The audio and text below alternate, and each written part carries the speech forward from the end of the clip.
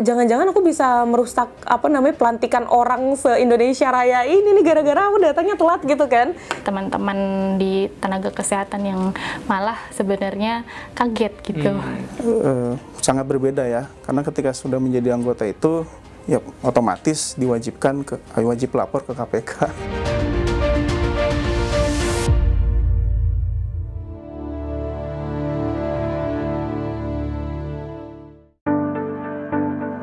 Istilah milenial dan anak muda menjadi populer pada 2019, sebab persentase anak muda mendominasi pemilih pemilu 2019 membuat kelompok umur ini menjadi komoditas politik yang paling menjadi target klaim para politisi.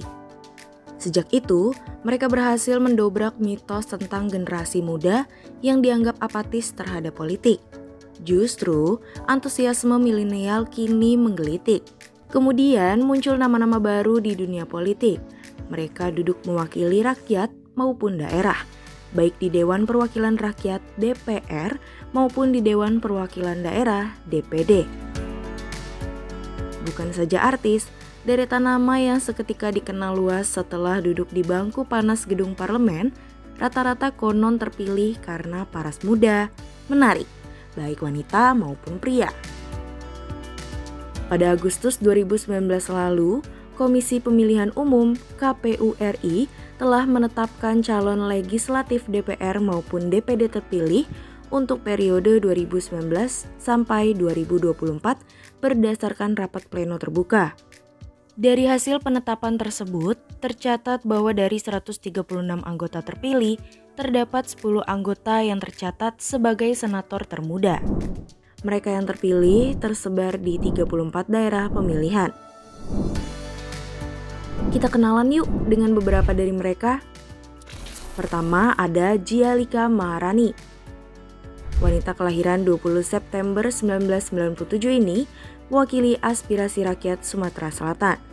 Gialika diketahui masih berusia 22 tahun saat ditetapkan menjadi senator dan memiliki suara sebanyak 337.954 suara. Gialika juga sempat didapuk sebagai pimpinan sementara DPD RI pada saat pelantikan anggota DPD RI periode 2019 sampai 2024. Lalu ada nama Jihan Nurlela Chalim, perempuan cantik kelahiran 1994 asal Lampung ini berhasil duduk di kursi parlemen dengan meraih suara sebanyak 810.373 suara. Tak asing dengan politik, Jihan merupakan adik dari Cus Nunia Chalim yang saat ini menjabat sebagai Wakil Gubernur Lampung. Dan ada juga salah satu senator muda lainnya adalah Ali Ridho Azhari.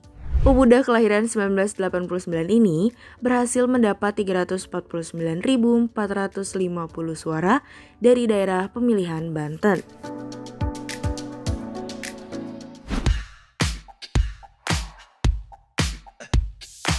Awalnya insecure sih, sebenarnya, tapi nggak juga sih. Sebenarnya saya merasa insecure itu dari sebelum saya terjun maksudnya jadi anggota DPD, karena ketika saya bersaing pun saingan saya udah track recordnya udah bagaimana banget kan, udah banyak yang ada yang doktor, ada yang dosen dan lain sebagainya, ada yang sudah jadi politisi sebelumnya.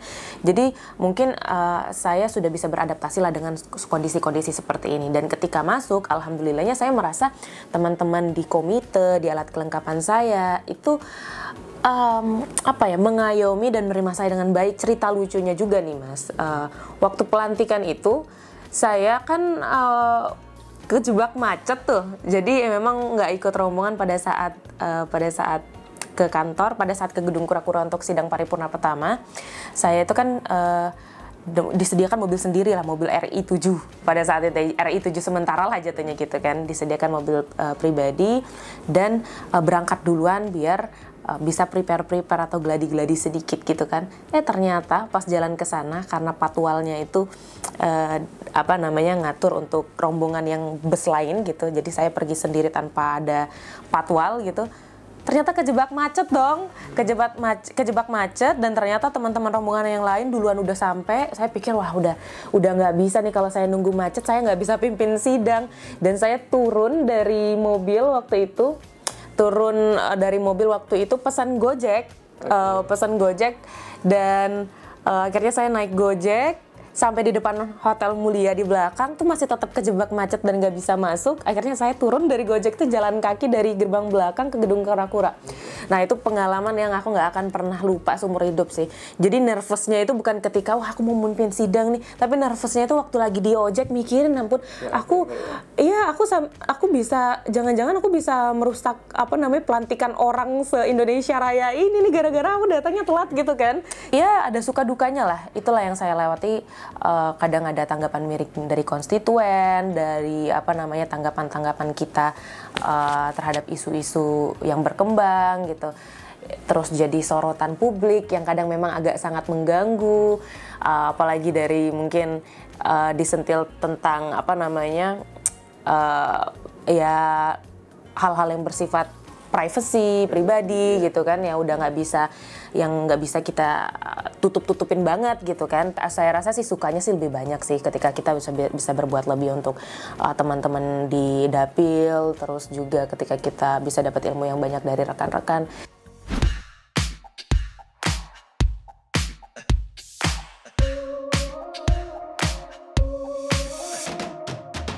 Setelah saya selesai internship, saya melihat ada peluang untuk menjalani kontestasi politik, ada peluang di DPD RI, maka saya memberanikan diri mencalonkan menjadi salah satu kandidat DPD RI. Tentu dengan segala resiko, karena seluruh keputusan tentu ada konsekuensinya.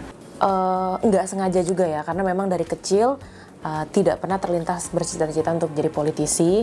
Bahkan maksudnya kata-kata politisi itu bukan merupakan profesi yang dicita-citakan anak-anak kecil pada umumnya juga kan.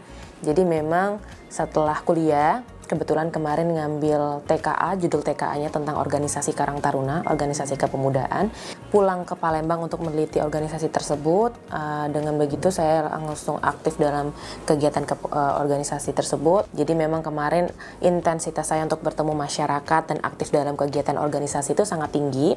Jadi disitulah mungkin perasaan untuk bisa do something more itu hadir gitu. Jadi apalagi kemarin itu sempat disupport sama teman-teman organisasi untuk Mbak Jia kenapa nggak nyalek aja gitu. Kan kebetulan keluarganya juga dari keluarga politik nih gitu. Jadi akan lebih lebih enak lah karena bisa menjadikan orang tua sendiri atau paman sendiri jadi mentor dalam dunia politik ini. Kenapa nggak nyalek aja gitu jadi DPD RI. Sempat saya mikir waktu itu wah apa nggak kemudaan ya, soalnya kan saya masih 19 tahun jalan 20 ya pada saat itu. Akhirnya nggak terlalu saya gubris sebenarnya. Akhirnya setengah tahun, kurang lebih setengah tahun sampai setahun berjalan, saya aktif dalam kegiatan organisasi. Barulah saya terfikirkan, oh iya ya kenapa nggak terjun ke dunia politik aja. Karena kalau misalnya di organisasi ya saya bisa nolong orang yang segini-gini aja. Tapi kalau kayak saya udah pegang jabatan atau punya kemampuan untuk memutuskan sesuatu ya akan lebih berdampak besar bagi masyarakat. Saya punya kampung itu kalau boleh dibilang cukup sangat memprihatinkan. Gitu. Memprihatinkan karena memang jalanan atau infrastruktur ke sana itu kurang baik lah. Gitu. Salah satunya ya di Kabupaten Pandeglang. Itu di mana kampung saya itu di Desa Koncang. Memang jalanannya itu kalau boleh dibilang masih sangat hancur lah. Gitu. Saya dari situ berpikir bagaimana supaya kita berkontribusi secara perlahan, namun ini kan tantangan tersendiri karena memang tidak akan dapat secara pribadi atau sendiri-sendiri karena kita ini butuh kerjasama seluruh pihak, bukan saja hanya dari saya sendiri tapi juga dari masyarakat bawah, yaitu dari RT, RW, camat, kelurahan, bahkan sampai ke tingkat bupati, gubernur, dan juga sampai ke pemerintah pusat. Nah, di sini saya mulai berpikir apa kiranya kontribusi apa saja Setelah saya berpikir ya salah satunya itu masuk dari jalur politik, yaitu dari DPD RI.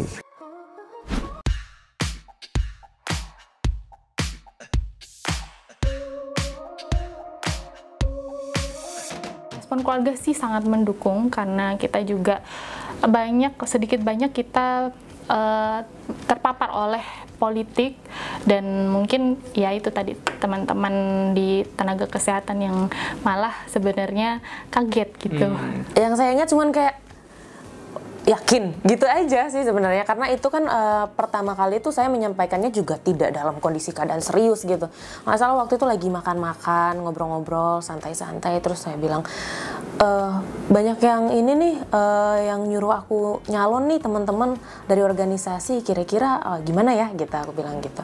Terus papa waktu itu yang sempat yakin, serius katanya, nggak mudah loh gini sempat nggak terlalu ibaratnya membahas terlalu dalam lah, sampai akhirnya saya mengatakan itu beberapa kali bahwa baru beliau lebih menanggapinya lebih serius, mau mulai mempersiapkan semuanya. Nih kalau kamu beneran mau nyalon, ini nih yang harus kamu persiapkan, mental seperti ini yang harus kamu punya dan lain sebagainya gitu. Ya pada awalnya ada ya pro kontra sih, sama ada yang mendukung, ada yang juga nanti dulu gitu, karena kan masih kurang kalau boleh dibilang mungkin anak muda kurang pengalaman gitu. Ya bagi saya itu tidak masalah, karena memang pengalaman itu kan berdasarkan ketika kita sudah melakukan gitu. Oleh karena itu ya dengan mengucap Bismillahirrahmanirrahim, saya mengikrarkan atau ingin kalau boleh dibilang khairun nas anfa'uhum linnas, sebaik-baik manusia lah paling bermanfaat bagi orang lain, itu hadis Nabi. Saya ingin menjadi orang yang bermanfaat bagi orang lain.